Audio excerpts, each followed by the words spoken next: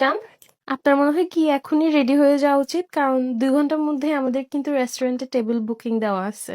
আমরা বিয়ের পর প্রথমবারের মতো বের হচ্ছি একসাথে। একটু ধীরে সুস্থে যাই, এখন আমি একটু জিম করতেছি। জান, আমাদের একটু পরেই বের হওয়া উচিত। জান, হ্যাঁ জান। আমাদের বিয়ের প্রথম দিন বলছিলেন আপনার একটু বাটি টেম্পার, মানে শর্ট টেম্পার।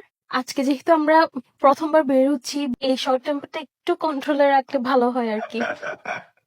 মানুষ বলে না বিয়ের পর ছেলেরা একদম চেঞ্জ হয়ে যায়। হ্যাঁ, পরিবর্তন চলে আসে। আমার পুরো পরিবর্তন হয়ে গেছে। আপনি গিয়ে চেঞ্জ করে আসেন। আর কি চেঞ্জ করতাম জান, আমি তো রেডি। জান, এটা তো আপনার ঘরের কাপড়। কিন্তু আমিও তো ঘরের জামাই। তো তুমি কি বাইরের জামাই নিয়ে পুরো চট্টগ্রাম ঘুরে বেড়াবে নাকি? সরি জান, আমি এটা আসলে মিন করিনি। তোমার কি পছন্দ ওটা বলো, আমি ওটাই পরবো। আপনি আমার সাথে ম্যাচিং করে কিছু একটা পরলে ভালো হয় না? আমি তোমার সাথেই তো ম্যাচিং করে পরবো, কারণ আমাদের বিয়ে হয়ে গেছে না। হ্যাঁ, এখন তো তুমি আমাকে বলবে কি পড়তে হবে না পড়তে হবে। তোমার সাথে ম্যাচিং করে পড়তে হবে আমাকে সবকিছু। তুমি আমার জামাই না, তুমি আমার জামাই, আমি তোমার বউ না।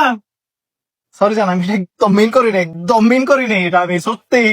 আর তুমি আমার সাথে আছো না, তুমি ছাড়া আমি একদম ওকে জো। ওকে জান, আমি আছি না, আমি আপনার সব প্রবলেম ঠিক করে দিব। তুমি ডাক্তার নাকি? ডাক্তার নাকি তুমি? এখানে তুমি কি ডাক্তারি এমবিবিএস পাস করিয়ে আসছো করে? সরি জান।